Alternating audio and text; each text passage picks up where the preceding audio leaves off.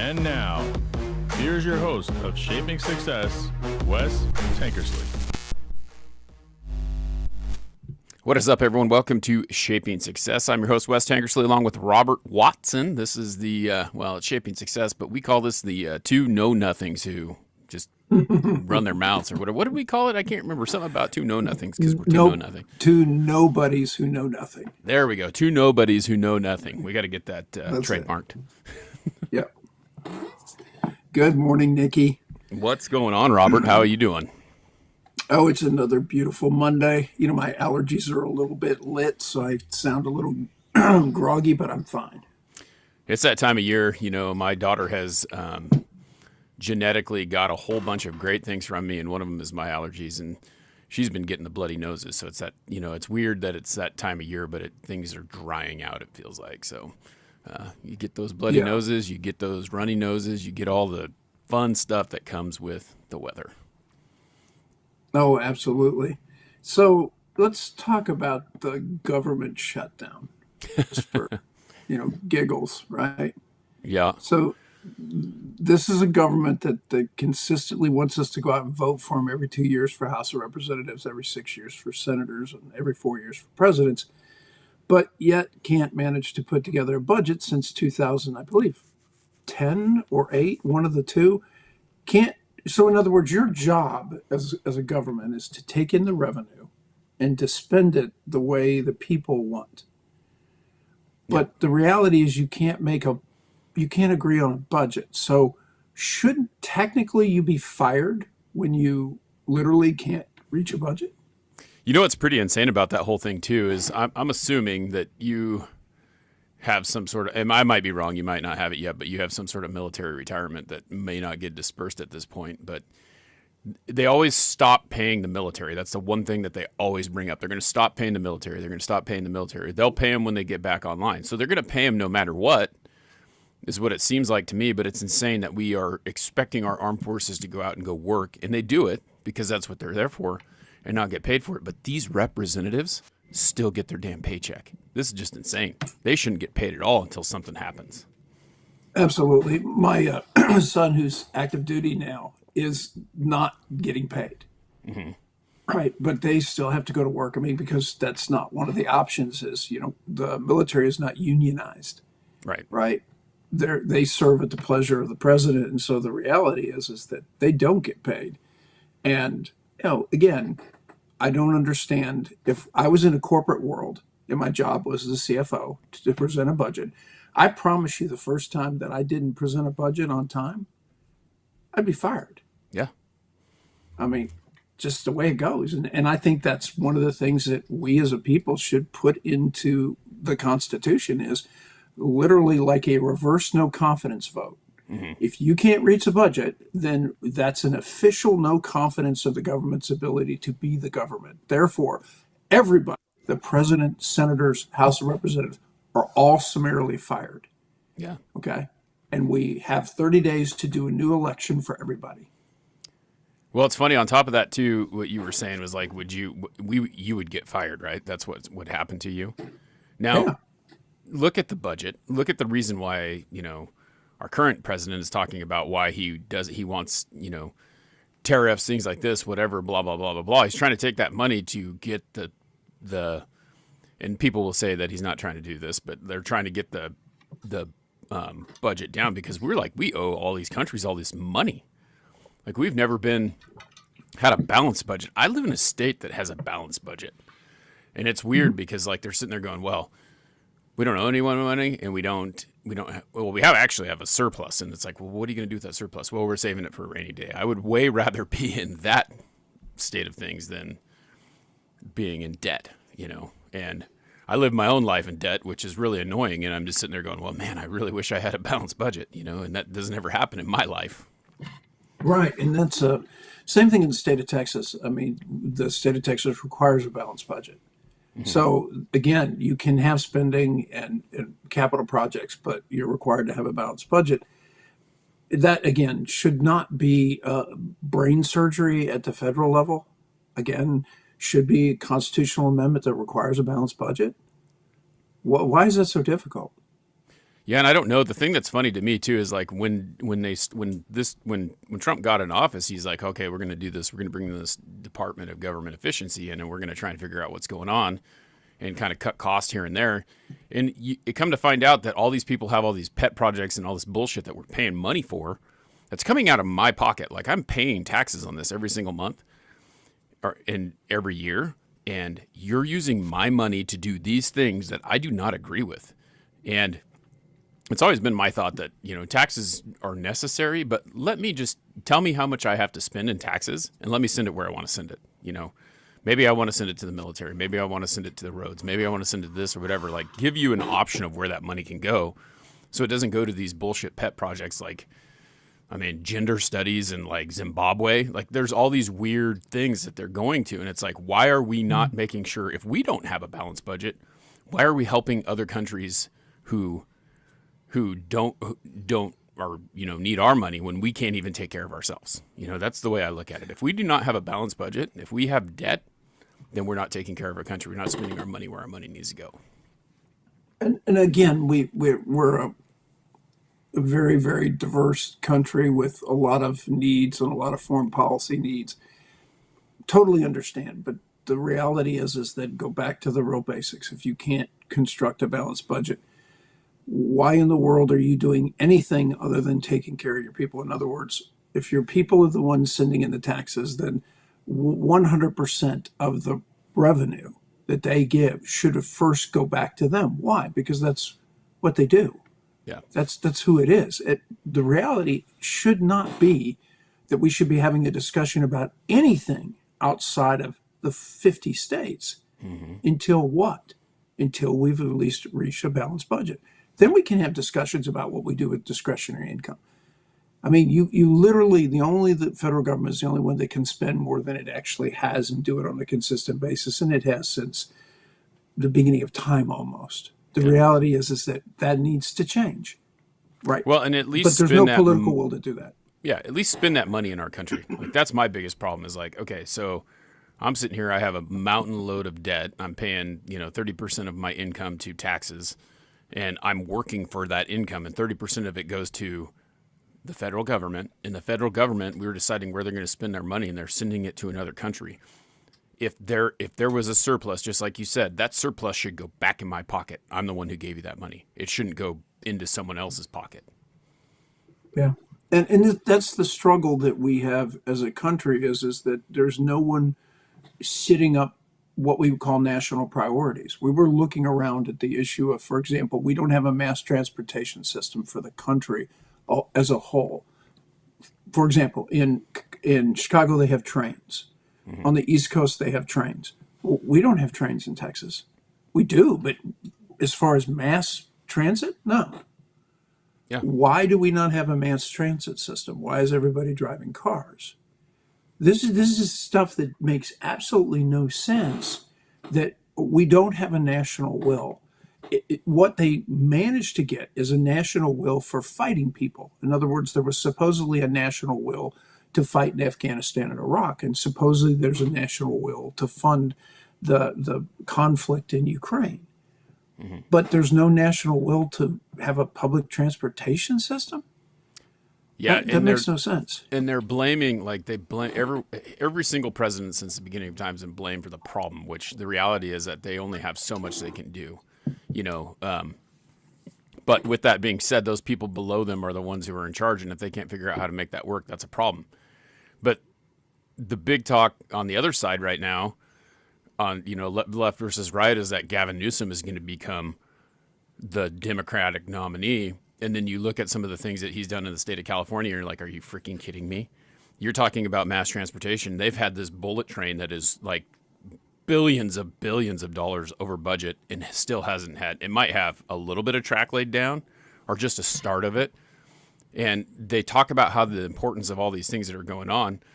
Like, and I bring up California because it's kind of an easy target, right? They're the ones who throw out all this stuff, but they want their economy to be, or their cars to be, I think they had some mandate where they had to be electric by 2028 or something like that. I don't know what the date is, but they've got this mandate. Well, every summer in California, Even with the fires, they have these rolling blackouts because they don't have enough power in their grid. But they want to add electricity, electric cars to this without doing anything, without adding power plants, without adding anything to make it work, which affects the whole state. And I just don't understand how, as a person, you would be okay with, oh yeah, well, that's all right. We got electric cars now, so let's have some rolling blackouts so I can be, overheated or get heat exhaustion in the middle of summer. It's just insane to me to think about the way that these officials go about stuff. It's nuts. Well, we have a model that was really interesting. In the 1960s, Walt Disney decided to create this park, right? Mm-hmm. And he did it under this concept of somewhat of sustainment. In other words, he created a monorail through the system to move people. And the idea was he was trying to create a model city. And incidentally, to do the project, he hired an Army general, right? Because a general knew how to get logistics and make things happen on a mass scale. And of course, Disney is still running those trains today. The same ones that were constructed back then on the monorail system, still running today, still efficient, still getting around. So in other words, the question for you is why aren't our cities look like Disney? Because remember, in the 1960s, that was supposed to be the city of the future. Mm-hmm. Well, it's 70 years later. Where's the city of the future that looks like Disney's conception?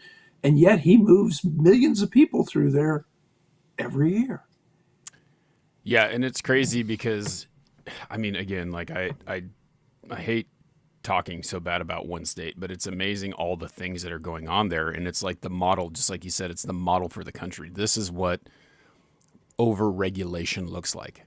This is what, when you let the government make all the decisions for you, you get. And if you can't see that, I don't get it. But you look, as little Adam Carolla talks about it every single day. They're talking about the fires in California and how they could be prevented and how there's so many different things that they do. But they have these houses. Grant Cardone was talking about his house, which, poor Grant Cardone, he's got like this $50 million house, right? No one would give you more than $3 million of insurance on it. So like he's only got $3 million of insurance on it because that's all they could get covered on this house that is worth $50 million according to the state of California. Now, if he has to do any repairs to the house over $3 million, California is going to require him to tear the damn house down and start over. And there is no way that he could replace this house for what they have appraised it at. He's got to all come out of pocket. And so what's going on is they're taking all these lots, and all these people cannot rebuild their homes. They have not rebuilt one home in California from those fires, all because of the regulations of what they're putting behind it. And then they're telling them, instead of building them out of, because fire, like wood burns, right? A lot of them want to build on slab concrete. They want to build concrete homes because concrete doesn't burn like that. They're telling them, no, you can't do that. You have to replace it with what exactly was there. And if you don't want to, then what happens? If you don't have the money to do it, then what happens? They are selling their property to someone else, and then they are moving out of the state. And then someone else has to come back in there and replace it. Or, there's a lot of times where other countries are buying these lots, or big investors who have money are buying these lots, and they're taking away from the people who are trying to rebuild their homes there. It's sad that it's so much money, but they're just moving these, high-end people out. It's crazy. Yeah, we've got ourselves into a position. For example, Texas is particularly bad about this. We're very hurricane prone, which means we're flooding prone, which happens, fairly regularly, a couple times a decade. And so you build these homes on the coast, and the storm comes in and knocks them down. And there's a certain concept of called moral hazard, where you're, in fact, the group of Texans is providing the insurance for the individual who wants to build a home on the coast, which is eventually going to get knocked down by a hurricane. Right. So the question for you is why would you rebuild something that in fact, within the decade is going to get knocked back down? Well, you wouldn't. A sane person doesn't do that. But if you can insure it, in other words, if I can shift my risk to someone else, then we don't have a problem. That's the challenge in our system is they shouldn't be able to shift the risk. If I'm going to build a house on the coast and I'm going to spend $1 million in Texas, I know it's going to get knocked down every decade. Well, guess what? The person that should lose the $1 million is me. Yeah. I'm the one that's building it. And There what I don't shouldn't be a way understand to is ensure that. exactly. Well, and that's what I don't understand. It's like your policy should be written in such a way that's going to either you've got the money to do it or you don't. Okay. So if it's going to cost you $1 million to rebuild that home in every 10 years, that's what's going on. Then divide $1 million by 10 years, add a little bit for inflation and charge that person that premium because they know damn well that every year they're going to have to replace it or every 10 years. Right. And that's why the insurers left the marketplace and you ended up with pooled risk, a risk pool at the state level where the state came in and became the insurer of last resort. And the point is that once again, you're just taking a known quantity. In other words, let me think whether a hurricane's going to hit Galveston or not. Yes. So why in the world are you building something that's going to get knocked down every 10 years? And I, as the taxpayer, am absorbing that risk. It shouldn't. It should be the person who's building the home. Yeah, that is their choice to live there. And that's Right. that's And if the you- thing. yeah. That's what these guys are having to deal with in California, in Malibu and the surrounding areas is it's kind of their fault. But there's so many things that could be done with that. Like those fires, the insanity of this whole thing is there's always this environmental protection stuff that's going on. Well, you can't clean up the pine straw. I'm just saying pine straw because that's what it is here in Idaho. We send people out to clean up pine straw. They have hot shots who go out and they find the hot spots where, like, if a fire started, they pre-burn it so that it doesn't burn, right? Mm-hmm. So they'll burn the ground, they'll bury stuff, they'll dig stuff up, they'll selective logs. So, like, they bring in helicopters to take out dead logs and get them out, get the fuel out of the way, right? Well, in California, there's all these regulations where it's like, if you move this straw, you may upset the ecosystem of the spotted lizard. And so we can't do that because the spotted lizard is more important than people's lives. It's like putting on your life preserver first. Like, I understand the spotted lizard is important, but we have people who help this spotted lizard live. Well, he was there before you were. It's kind of just the thought process behind all this stuff is just ridiculous. Right. And you shouldn't be able to shift the blame if you're going to have wildfires and you have wildfires in an area and it happens every 20 years. Mm-hmm. Well, guess what happens every 20 years? Your house burns down. Yep. Why? Because wildfires happen. That's not really that complicated. It's just that if you remember the people that lived here first, the Indians, right? What did they do? They migrated. Why? They were avoiding floods. They were avoiding fires. What they were doing, they were getting out of the way. They were literally picking up their homes and moving them according to the weather and the circumstances. And they obviously didn't have it perfect, but they did really well until we came. Yeah. Yep. That's the thing. It's they look at the risk of what they need to do and go where they need to go. It's kind of like birds that migrate for the winter. They're not going to sit in the snow. They're going to go where it's warm. Right, because they freeze their butts off in the winter. This is really not complicated. That's what I was going to say. It's as simple as that, right? That's insane that we don't think about that. Right. Instead, we sit there like we have our feet in cement, and we say, well, no, we're just going to sit here. We don't care what happens. Yeah. Well, of course, we should care what happens. Yeah, it's pretty insane, and I mean, I don't understand. I mean, I'll never understand because everyone is different, right? And everyone's thought process is completely different. And a lot of times I'll listen to the other side. I'll listen to the other side of the argument with me. Like, it doesn't matter. I think, we talked a little bit about this last week. It's like, the name of episode last week is like, can we not agree to disagree anymore? Because we don't do that anymore. It's like, you're right. I'm wrong. You're right. We can't talk. We can't be friends. We can't find a middle ground because that's not the way that it works. It's that hate that we have for everyone that is stopping us from making any progress forward because no one can agree to disagree or no one can agree to find a middle ground anymore. It's right or left. Yeah. Great conversation. Yep. Yeah. Pretty insane, man. So, yeah. So that's that's kind of the thing with the budget. I don't see it really going anywhere.